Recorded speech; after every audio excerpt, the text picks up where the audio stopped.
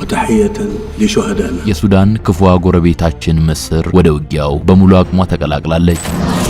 ግብጽ በፈጣን ተዋጊው ጦር ላይ ጥቃት መጀመሯ ለፕሬዝዳንት አብዱል ፈታህ ኤልሲሲ አስቸጋሪ ፈተና ነው እያስባለ ነው። መሐመድ ሐምዳን ዳጋሎ የዳጋሎ ታጣቂዎች ቢያንስ 4 የግብጽ ድሮኖችን መተው መጣላቸውንም ይናገራሉ።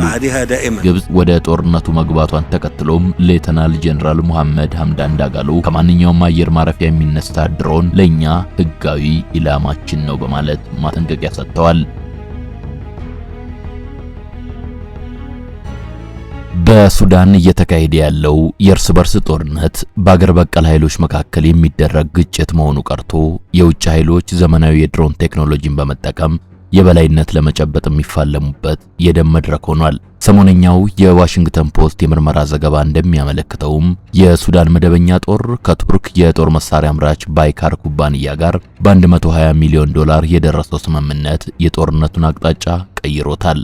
ይህ ስምምነት 6 ባይራክታር ቲቢ2 ድሮኖችን የሚሳኤል አቅርቦትንና የቴክኒክ ስልጠናን የያዘ ሲሆን እነዚህ ድሮኖች በተለይም በካርቱም ዙሪያ የነበረውን የኃይል ሚዛን ወደ ጦር ሰራዊቱ እንዲያዘነብልና በሄሜቲ የሚመሩት ታጣቂዎች የነበሯቸውን የአቅርቦት መስመሮች እንዲቆረጥ አስችሏል። በተመሳሳይ ሁኔታ ሮይተርስ ባወጣው መረጃ መሰረት ሱዳን ከኢራን ጋር የነበራትን ዲፕሎማሲያዊ ግንኙነት ማደሷን ተከትሎ ኢራን ሰራሽ የሆኑት ሞሃጀር 6 ድሮኖች በጦር ሜዳው ላይ መታየት ጀምረዋል። እነዚህ ድሮኖች ለረጅም ሰዓታት በአየር ላይ የመቆየትና ጥራት ያለው የስለላ ምስል የመቅዳት አቅም ስላላቸው የሱዳን ጦር የታጣቂዎቹን እንቅስቃሴ በቅርበት እንዲከታተልና ትክክለኛ የሆኑ የአየር ጥቃቶችን እንዲሰነዝር ከፍተኛ እገዛ አድርገዋል። ሆኖም ይህ የኢራን ተሳትፎ በቀይ ባህር አካባቢ ያለውን ቀጣናዊ ደህንነት ይበልጥ ያወሳስበዋል የሚል ስጋት በአሜሪካና በምዕራባውያን ዘንድ አብዝቶ ፈጥሯል። እነዚህና ሌሎችም ተያያዥ ዘገባዎች እንደሚያረጋግጡት የሱዳን ጦርነት በግብጽ ቱርክና ኢራን ባንድ በኩል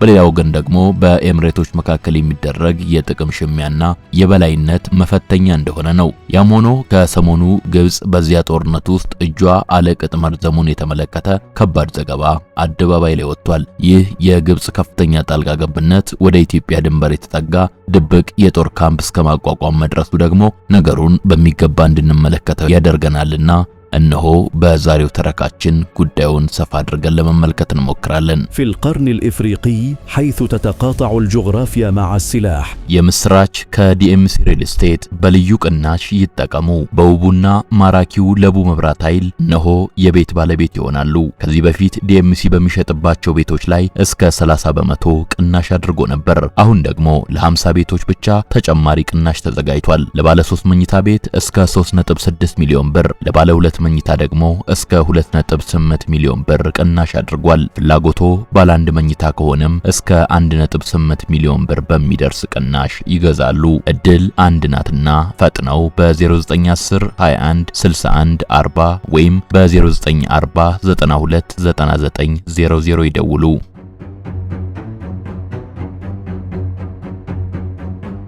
ግብጽ ከኢትዮጵያ ድንበር አቅራቢያ ሱዳን ውስጥ ድብቅ የአየር ኃይል ጣቢያ ማቋቋሟ ተሰምቷል። የኒውዮርክ ታይምስ 3ቱ ስመጥር ዘጋቢዎች እንደነገሩን ድንበሩ ጠርዝ ላይ በሚገኙ ግዙፍ የእርሻ ክበቦች አጠገብ የሚገኘው ይህ የአየር ማረፊያ ለየት ያለ እንቅስቃሴን ያስተናግዳል። ወታደራዊ ድሮኖቹ በአሁኑ ወቅት በዓለም ላይ ካሉ ትልልቅ የድሮን ጦርነቶች ወደ አንዱ ለመቀላቀል ከድብቅ ጣቢያቸው ይነሳሉ።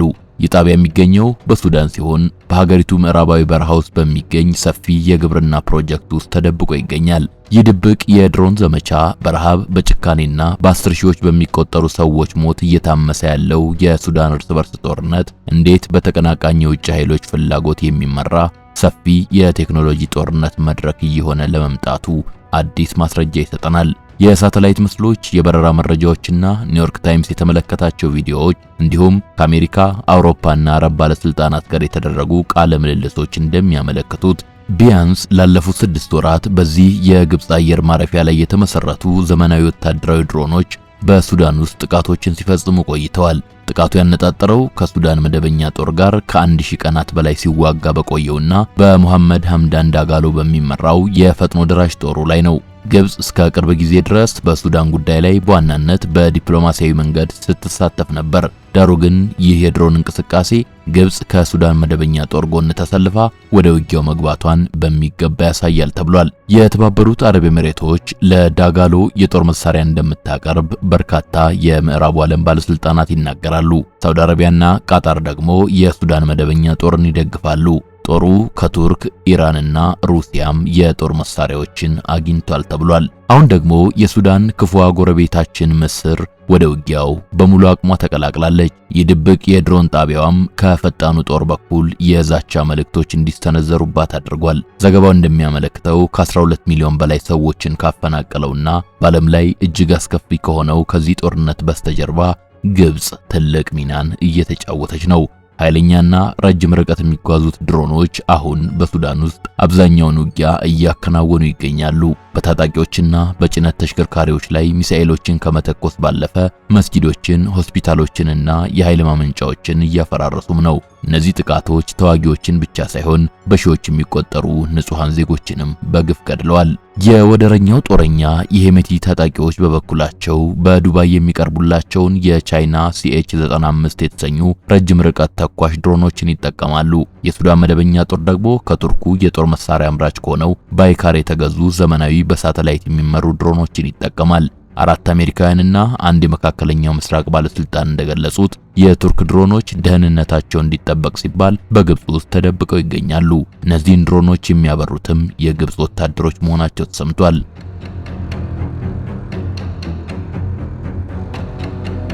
እንደ ተንታኞቹ አስተያየት ግብጽን ወደዚህ ጦርነት በቀጥታ ያስገባት በዳርፉር ክልል የምትገኘው ኤልፋሸር የተሰኘችው ከተማ በጥቅምት ወር መጨረሻ ላይ በታጣቂዎቹ እጅ መውደቋ ሲሆን የግብጹ ፕሬዝዳንት አብዱልፈታህ ኤልሲሲ መሐመድ ሐምዳን ዳጋሎ የበላይነትን እንዳይዝ ሲሰጉ የቆዩ ሲሆን በታህሳስ ወር ላይ በሱዳን ያለው ሁኔታ ቀይ መስመር ማለፉንም አስጠንቅቀው ነበር።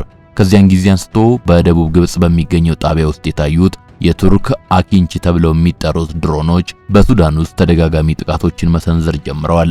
እነዚህ ድሮኖች ከሊቢያ ድንበር ተሻግረው ለአመፀኛው ጦር የጦር መሳሪያና ነዳጅ የሚያመላልሱ ተሽከርካሪዎችን ሲመቱ በቪዲዮ ጭምር ታይተዋል። ዳሩ ግን ግብጽ በፈጣን ተዋጊው ጦር ላይ ጥቃት መጀመሯ ለፕሬዝዳንት አብዱልፈታህ ኤልሲሲ አስቸጋሪ ዲፕሎማሲያዊ ፈተና ነው እያስባለ ነው። ለዚህም አንዱ መነሾ የግብጽ ኢኮኖሚ በተባበሩት አረብ ኤሚሬቶች ድጋፍ ላይ በእጅጉ ጥገኛ መሆኑ ነው። ኤሚሬቶች በቀደመው ዓመት ብቻ ግብጽ ውስጥ 35 ቢሊዮን ዶላር ያህል ገንዘብ ኢንቨስት አድርጋለች። ያም ሆኖ ኤሚሬቶች አሁን ግብጽ በድሮን የምትደበድባቸውን የዳጋሎ ታጣቂዎችን መደገፏ በሁለቱ አረቦች መካከል ከባድ ዲፕሎማሲያዊ ጸብ እንዲቀሰቀስ አድርጓል። የዳጋሎ ታጣቂዎች ባለፉት 4 ወራት ውስጥ ቢያንስ 4 የቱርክ አኪንቺ ድሮኖችን መተው መጣላቸውንም ይናገራሉ። በረሃብ እያለቁ ያሉትን ሱዳናውያን ይዘን እንዲህ አይነቱ አንድ ድሮን እስከ 25 ሚሊዮን ዶላር ገደማ እንደሚያወጣ ስናስታውሰው ደግሞ የሱዳን መዓት ቁልጭ ይልልናል። የግብጽ የድሮን ጣቢያ እንቅስቃሴ የተጀመረው በናሳ ጠፈርተኞች ሳይቀር ከጠፈር በሚታይ ቦታ ላይ መሆኑን ዘገባዎች ይጠቅሳሉ። ይህ ምስራቅ ኦዌናይት የተሰኘው የበረሃ ልማት ፕሮጀክት ከሰሃራ በረሃ በስተ ምስራቅ ከሱዳን ድንበር ደግሞ 40 ማይል ርቀት ላይ ይገኛል። ከ2018 አንስቶ በዚህ እርሻ አጠገብ ያለው የአየር ማረፊያ በድብቅ እየሰፋ መምጣቱንም የሳተላይት ምስሎች ያሳያሉ። ባለፈው ዓመትም ሁለተኛ የአውሮፕላን ማረፊያ መንገድና 17 ገደማ የአውሮፕላን መጠለያዎች ተገንብተዋል። ባለፈው ዓመት ሐምሌ ወር ላይ የቱርክ የጭነት አውሮፕላኖች በዚህ ጣቢያ ሲያርፉና የሳተላይት መገናኛ ዘዴዎች ሲገጠሙ በሳተላይት ምስል ጭምር ተረጋግጧል። አኪንቺ የተሰኙት ድሮኖች ከ4500 ማይል በላይ የመብረር አቅም ያላቸውና ከፍተኛ መጠን ያለው ቦምብ መሸከም የሚችሉ ሲሆኑ እነዚህ ድሮኖች ከግብጽ ጣቢያ ተነስተው ከ800 ማይል በላይ ርቀት በሚገኙ የሱዳን መንደሮች ላይ ጥቃት ሲፈጽሙ የሚያሳዩ ቪዲዮዎችንም የኒውዮርክ ታይምሱ ዘጋቢዎች ማየታቸውን ጽፈዋል። ምንም እንኳን ይህ የቴክኖሎጂ ሽሚያ ቢኖርም እስካሁን በጦርነቱ አሸናፊ የሆነ ወገን የለም። አሜሪካ በሁለቱም ወገኖች ላይ ማዕቀብ ብጥልም የጦር መሳሪያ ግዢውን መግታት ግን አልቻለችም። ግብጽ ወደ ጦርነቱ መግባቷን ተከትሎም ሌተናል ጄኔራል መሐመድ ሐምዳን ዳጋሎ ከማንኛውም አየር ማረፊያ የሚነሳ ድሮን ለኛ ህጋዊ ኢላማችን ነው በማለት ማስጠንቀቂያ ሰጥተዋል።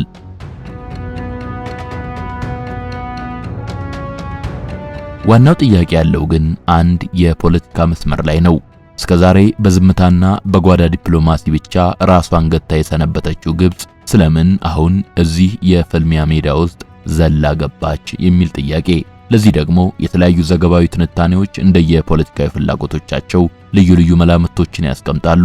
በሙሐመድ ሐምዳን ዳጋሎ የሚመሩት የፈጥኖ ደራሹ ጦር ታጣቂዎች በሰሜን ዳርፉርና በኮርዶፋን ግፍ መፈጸማቸውን ተከትሎ የሱዳን ጦር ኃይሎች ከቀጠናዊ አጋሮቻቸው ጋር ቅንጅት እያደረጉ ነው። የታጠቁት የፈጣን ደጋፊ ኃይሎች በዳርፉር የምትገኘውን ኤልፋሽርን ሲቆጣጠሩ፣ ግብጽ ይህንን የተመለከተችው በሱዳን ጦርነት ውስጥ እንደተከሰተ ሌላ ተራ ውጊያ ሳይሆን በገዛ መከላከያ ጦሯ ላይ እንደተቃጣ አደጋ አድርጋ ነበር። ተዋጊዎቹ የኤልፋሽርን ሕዝብ ለተከታታይ መዓቶች እየዳረጉ ባሉበት ወቅት ካይሮ የደቡብ ድንበሮቿን እንደ መጀመሪያው የመከላከያ መስመር አድርጋ በድጋሚ እያሰበችበት ነው ይላሉ ነገሩን በቅርበት የሚከታተሉት። የሰሜን ዳርፉር መዲና በዳጋሎ እጅ መውደቅ ደግሞ ትልቅ መዞሪያ ነጥብ ሆነ። ግብጽ ሁልጊዜም በዚህ ጦርነት ውስጥ በድብቅም ቢሆን ሚና እንደነበራት ግን መዘንጋት አያስፈልግም። ከሁለት ዓመት በፊት አንስቶ ከታጣቂዎቹ ጋር ሲዋጋ የቆየው የሱዳን ጦር ኃይሎች ከግብጽ ጦር ጋር የቆየ ግንኙነት ያለው ሲሆን ካይሮም በጦርነቱ ሁሉ አጋሯን ስትረዳው ቆይታለች። ዳሩ ግን ታጣቂዎቹ በሰኔ ወር ግብጽንና ሊቢያን የሚያካትተውን የሶስት ማዕዘን የድንበር ቀጠና የሱዳን ክፍልን መቆጣጠራቸውና ተከታዩ የኤልፋሽር ሰቆቃ የግብጽ የአካሄዷ ዋነኛ መታጠፊያ ኩርባ ሆነ። ጦርነቱ ካልተገታ ድንበሮቹን አልፎ ሊሄድ ይችላል ብሎ የሰጋው የፕሬዝዳንት አብዱልፈታህ ኤልሲሲ መንግስት መዘዙን ለመግታት ወታደራዊ ቅንጅትን ከዲፕሎማሲ ጋር በማጣመር የደህንነት ካርታውን በድጋሚ እየሳለ ነው። ይህ በእንዲህ እንዳለ በኤልፋሽር ውስጥ የግብጽ አጋር በሆነችው በተባበሩት አረብ ኤሚሬቶች በሚቀርብ የላቀ የጦር መሳሪያና ቴክኖሎጂ ብልጫ የተወሰደባቸው የሱዳን ጦርና የጋራ ኃይሎች አጋሮቻቸው ተጨማሪ እርዳታ ፍለጋ ላይ መሆናቸውን ለሚድል ኢስት አይ መረጃ የሰጡ የሱዳን ዲፕሎማቶች ተናግረዋል። የሱዳን ተንታኝና የኮንፍሉኤንስ አድቫይዘሪ የምርምር ተቋም ዳይሬክተር የሆኑት ሆሉድ ሃየር ለሚድል ኢስት አይ ሲናገሩ ከኤልፋሽር መውደቅ በኋላ የአልቡርሃን ጦር ግብጽና ቱርክ የጦር መሳሪያ እንዲያቀርቡለት ይጠብቃል። በተለይም ግብጽ ደቡባዊ ድንበሯን የማስጠበቅ ፍላጎት ስላላት የዳጋሎ ጦር ወደ እርሷ የሚያደርገውን እንቅስቃሴ እጅጉን ያሰጋታል ሲሉ ተደምጠዋል። ይህንን ከግምት ውስጥ በማስገባት ግብጽ ከሱዳንና ከሊቢያ ጋር ባሉ ድንበሮቿ ላይ ያላትን ይዞታ አጠናክራለች። አደጋው ወደ ደጃፏ እስኪመጣ ከመጠበቅ ይልቅ የሱዳን ጦር ወደ ኋላ እንዲገፋው በቅርበት እየሰራችም ነው እየተባለ ነው። አንድ ከፍተኛ የግብጽ ወታደራዊ መረጃ ምንጭ እንደገለጸውም በሱዳን ወይም በሊቢያ በኩል ወደ ግብጽ ሊደረግ የሚችልን ማንኛውም ሰርጎ ገብነት ለመግታት የጋራ እዝ ኃይል ለማቋቋም ትብብር እየተደረገ ነው። የሁኔታው አሳሳቢነት ለካይሮ ይበልጥ ጎልቶ የታየው የግብጽ ጦር ጠቅላይ ኤታማዦር ሹም ሌፍተናል ጄኔራል አህመድ ፋቲ በ24 ሰዓት ውስጥ 2 ጉብኝቶችን ሲያደርጉ ነው። በመጀመሪያ ወደ ሳዑዲ አረቢያ፣ በመቀጠልም በአሁኑ ወቅት በጦር ሰራዊቱ የሚደገፈው የሱዳን መንግስት መቀመጫ ወደ ሆነችው ፖርት ሱዳን። በሱዳን ጦርነት ውስጥ አልቡርሃንን ትደግፋለች ተብላ በምትታመነው ሳዑዲ አረቢያ ውስጥ ፋቲ የግብጽ ሳዑዲ ወታደራዊ ትብብር ኮሚቴን በሊቀመንበርነት መምራታቸውም ተሰምቷል።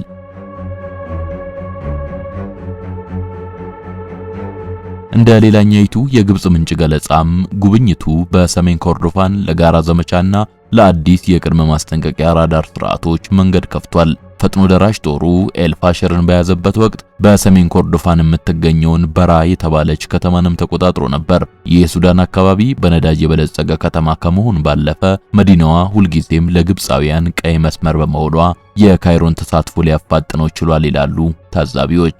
አንድ ከፍተኛ የግብጽ ወታደራዊ መረጃ ምንጭ ደግሞ በኮርዶፋን ያለው የጋራ ወታደራዊ ክፍል ግብጽ በቅርቡ በዳጋሎ ታጣቂዎች የተያዙ ቦታዎችን የሱዳን ጦር መልሶ እንዲቆጣጠር ለማድረግ ያስችላታል። ዳርፉርን መልሶ መቆጣጠር ደግሞ የግብጽን ድንበሮች ለመጠበቅ ወሳኝ ነው ሲሉ የሀገራቸውን ጣልቃ ገብነት በግላጭ አምነዋል። ይህ ሁሉ ያልበቃት ግብጽ አሁን በሱዳንና በሊቢያ ድንበሮች መካከል ወታደሮቿን ያሰማራችም ሲሆን የማያቋርጥ የአየር ጥበቃም እያደረገች ነው።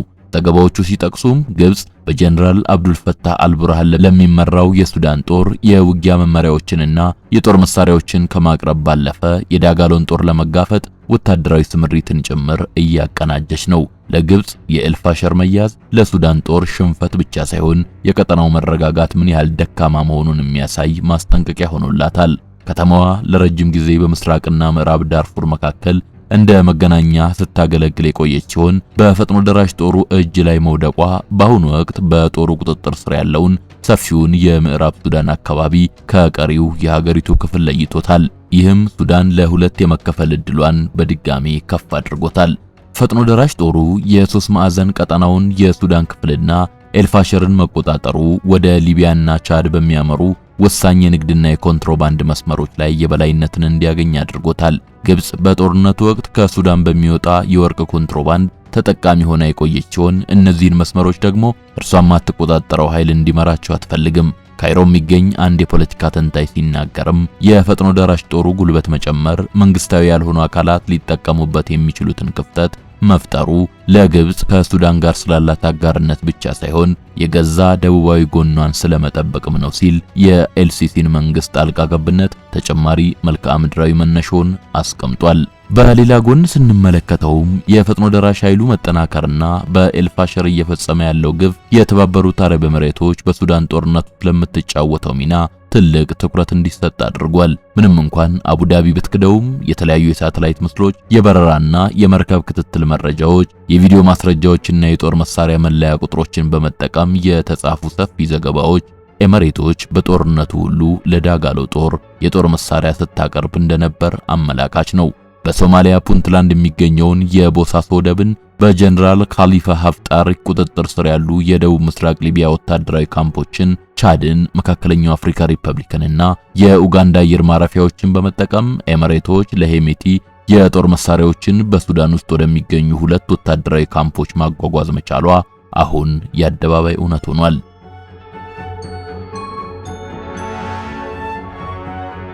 የሙሐመድ ሐምዳን ዳጋሎ ሄሜቲው የጦር ክንፍ ከ10 ዓመት በፊት በየመን ለነበረው የኤሚሬቶች ጥምር ጦር 40,000 ተዋጊዎችን ያዋጣ ሲሆን መሪው ሄሜቲም ከባህረ ሰላጤዋ ጋር ያለው በዋነኝነት በወርቅ ላይ በተንተራሰው ህገወጥ ትስስር $7 ቢሊዮን የሚገመት ሀብት እንዲያከማች ረድቶታል።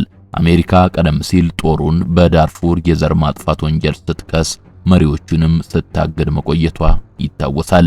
ግብጽን ከዱባይ ነጥላ ወደ ሳዑዲ እንደወሰደቻት የሚታመነው ቱርክም በዚህ የግብጽ በሱዳን ውስጥ ዘው ብሎ መግባት ስሟ ሲነሳ ይስተዋላል። የግብጽና የቱርክ ጦር ኃይሎች በሱዳን ጉዳይ ላይ በቀጥታ መተባበር የጀመሩም ሲሆን ይህም በሁለቱ ቀጣናዊ ተቀናቃኞች መካከል የታየ እንግዳ መግባባት ነው አስብሏል። አንድ ከፍተኛ የግብጽ የደህንነት ምንጭ እንደገለጹት የሀገራቱ ትብብር ትኩረት ያደረገው የአልቡርሃን ጦር የፈጥኖ ደራሽ ኃይሉ የግዛት መስፋፋት እንዲገታና ዳርፉር እንዲረጋጋ መርዳት ላይ ቢሆንም ቅሉ ወደፊት ኤልፋሸርንና አካባቢዋን ለማስመለስ ለሚደረግ ጥቃት ዝግጅት እየተደረገም ነው ሲል በቀጣይ ግብጽ ከዚህ በባሰ ሁኔታ ሱዳን ውስጥ እንደምትነከር ተናግሯል።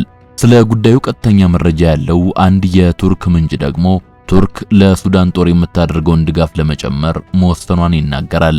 ምንጩ ቀደም ሲልም ተጨማሪ የጦር መሳሪያዎችን ለመላክ አቅደን ነበር፣ ዳሩ ግን በኤልፋሸር የተፈጸመው ጭፍጨፋ ውሳኔያችንን ይበልጥ አጠናክሮታል ማለቱን ሚድል ኢስት የተሰኘ ሁነኛ የመረጃ ምንጭ ጠቅሶታል። ቱርክ ካለፈው ዓመት ጀምሮ ለጀነራል አብዱልፈታህ አልቡርሃን ጦር ወታደራዊ ድሮኖችን፣ ከአየር ወደ ምድር የሚተኮሱ ሚሳኤሎችንና የእዝ ማዕከላትን አቅርባለች። የቱርክ የድሮን ኦፕሬተሮችም በሱዳን ውስጥ ንቁ ተሳትፎ እያደረጉ መሆኑ በስፋት ሲዘገብ ሰንብቷል። የቱርክ የዜና ምንጮችም ቢሆኑ የሚድል ኢስት አይን የግብጽና የሱዳን ምንጮችን በማረጋገጥ ግብጽ በጦርነቱ ሁሉ በዝምታ የሱዳን ጦርን ስትደግፍ እንደቆየች አምነዋል።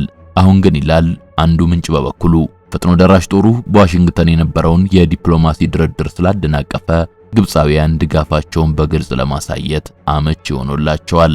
በዚህ መሰሉ አጠር ያለው ተረካችን ሰንጠቅስ ማለፍ የማይቻለን ሁነኛው ጉዳይ በሱዳን ጦርነት ውስጥ የግብጽ ድብቅ የድሮን ጣቢያ መኖር ከኢትዮጵያ ብሔራዊ ጥቅምና ከህዳሴው ግድብ ደህንነት አንጻር ምን አይነት አንድምታ ሊኖረው ይችላል የሚለው ወሳኝ ጥያቄ ነው። ግብጽ የሱዳን መደበኛ ጦርን በድሮንና በመረጃ መደገፏ የሱዳን ጦር በኢትዮጵያ ላይ ያለውን አቋም እንዲያጠናክር ሊያደርገው ይችላል የሚለው ቀዳሚው ነጥብ ይመስላል። ኢትዮጵያ የአልፋሽቃ መሬትን አስመልክቶ ከሱዳን ጋር ያላትን የድንበር ውዝግብ በሰላም ለመፍታትና በህዳሴው ግድብ ዙሪያ የሱዳንን ድጋፍ ለማግኘት በምታደርገው ጥረት ላይ የግብጽ ጣልቃ ገብነት እንቅፋት መሆኑ አይቀሬ ነው። ግብጽ በሱዳን ጦር ውስጥ ያላት ተጽዕኖ በዚህ መልኩ ከጊዜ ወደ ጊዜ እየገዘፈ ከሄደ ሱዳን በግድቡ ጉዳይ ላይ ወደ ግብጽ እንድታደላ ጫና ይፈጥርባታል ብንል ብዙም ስህተት አይሆንም።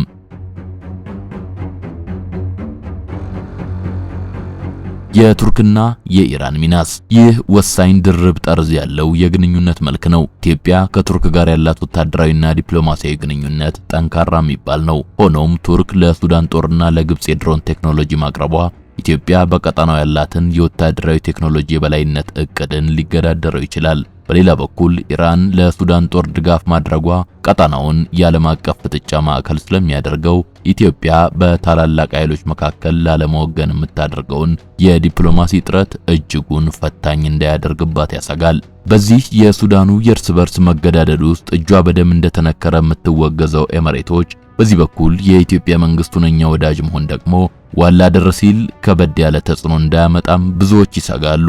የተባበሩት አረብ ኤሚሬቶች በኢትዮጵያ ውስጥ ትልቅ የኢኮኖሚም ሆነ ወታደራዊ ትብብሮች ያላት አጋር ሀገር ናት።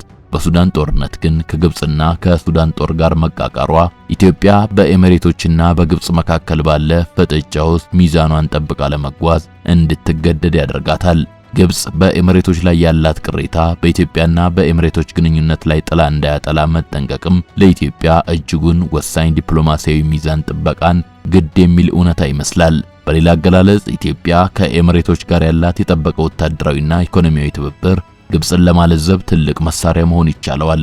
ኤሚሬቶች በግብጽ ያላትን 35 ቢሊዮን ዶላር ኢንቨስትመንት እንደ ጫና በመጠቀም ካይሮ በሱዳን በኩል የምታደርገው ወታደራዊ እንቅስቃሴ የኢትዮጵያን ደህንነት እንዳይነካ የገዳቢነት ሚና እንዲኖረው ማድረግ ይቻላል። የባህረ ሰላጤውን ሀገራት የበዛ ጣልቃ ገብነት በሌላ ገጹ ስንመለከተው ደግሞ ኢትዮጵያ ግብጽን ይዛ ወደ ሱዳኑ መተላለቅ የከተተቻትን ቱርክ በመያዝ ዲፕሎማሲያዊ መፍትሄዎችን ማሰሻ እድል ታገኝ እንደሆነ የሚያሰኝ የቢሆን እድል መኖሩ ነው። ቱርክ ለግብጽም ለኢትዮጵያም የድሮን ቴክኖሎጂ አቅራቢ በመሆኗ ኢትዮጵያ ቱርክ ለግብጽ የምትሰጠው ቴክኖሎጂ በኢትዮጵያ ደህንነት ላይ ጉዳት እንዳያመጣ በዲፕሎማሲያዊ መንገድ ተጽዕኖ ማሳደር ትችላለች። ለኤርዶጋን ሰዎች የቀጠናውን የኃይል ሚዛን አታዛቡ የሚል ግፊት ማድረግም አስፈላጊ ይመስላል። ኢትዮጵያ የግብጽን ወታደራዊ የመክበብ እቅድ ለመመከት ከወታደራዊ ዝግጅት ይልቅ የዲፕሎማሲያዊ ብልሃትንና ወታደራዊ ዘመን አመጣሽ የቴክኖሎጂ መከላከያ ዘዴዎችን ማስቀደም የሚኖርባት ይሆናል። በተለይም ከታላላቆቹ የባህረ ሰላጤው ኃይሎች ጋር ያሏትን ግንኙነቶች እንደ በረታ የቼዝ ጨዋታ በጥንቃቄ መምራት ለህዳሴው ግድብም ሆነ ሰፋ ላለው የብሔራዊ ደህንነቷ ዋስትና ይሆናል የሚለው የዛሬው መልእክታችን ነው። አበቃን።